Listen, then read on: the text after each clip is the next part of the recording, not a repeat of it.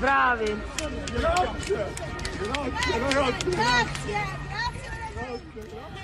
I've been speaking to Salvatore Coluccello, who's an expert on organised crime and countercrime at Coventry University in the English Midlands here. He's written about the Mafia and is the author of Challenging the Mafia Mystique. First, more on Matteo Messina Denaro.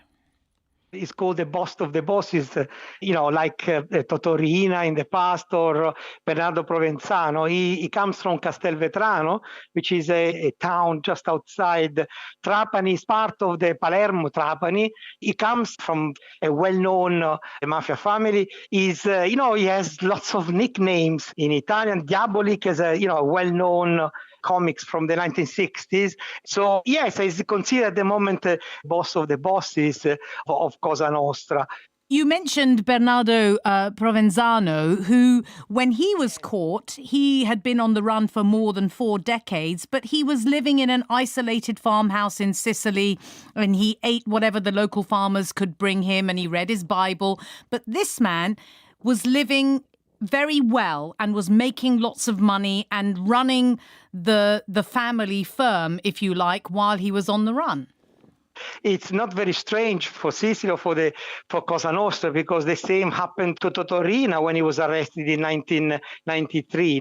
So yes, he has support to hide and run his own business for all these years.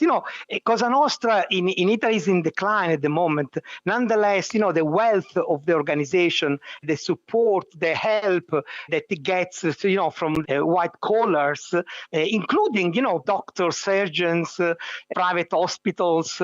It's amazing. It's still amazing, which is, as in a way, in some ways, shocked us as well.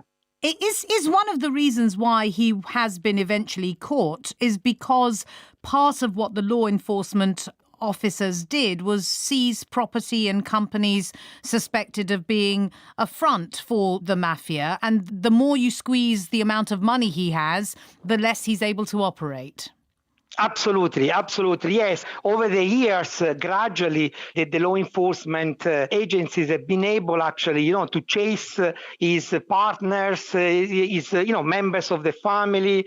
It's very impressive, actually, the sort of businesses in which he was involved in the past 20 years. He was for sure involved in what Italians called the Green Mafia in Sicily. Gradually, I think his power has declined as well because of the confiscations of assets and money. You mentioned that he had lots of nicknames. One of the things that he said about himself was that I filled a cemetery all by myself. We shouldn't forget that this isn't just about money making.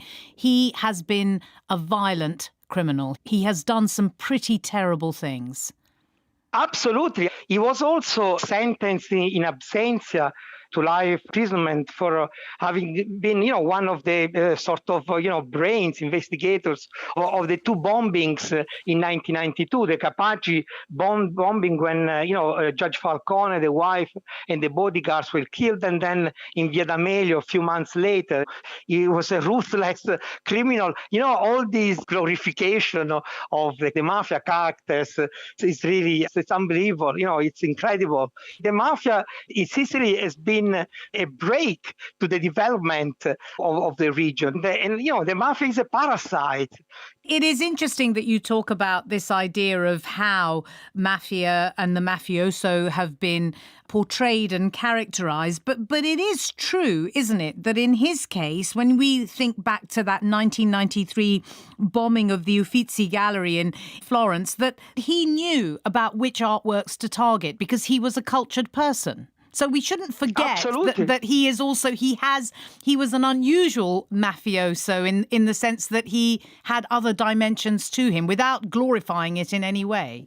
Yes, very different from, let's say the peasants from Corleone, from Totò Riina. Most likely he spoke different languages. He acted as a go-between the Italian mafia and the cartels in Latin American cartels. He was a very well-known and international figure and educated, as you mentioned before.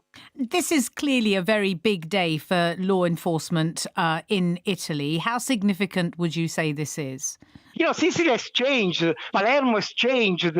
It's an important signal that the mafia is losing power. I organize field trips. I actually take the students to Castelvetrano, and because there are lots of people there that have been fighting the mafia in that area. Gradually, we're actually getting rid of the mafia. In the morning, when I heard the news, I was so happy, and the rang friends who work in the anti-mafia movement in Italy, and they're all really, ecstatic about the news. That was Salvatore Coluccello, an expert on organised crime and counter-crime at Coventry University here in the UK.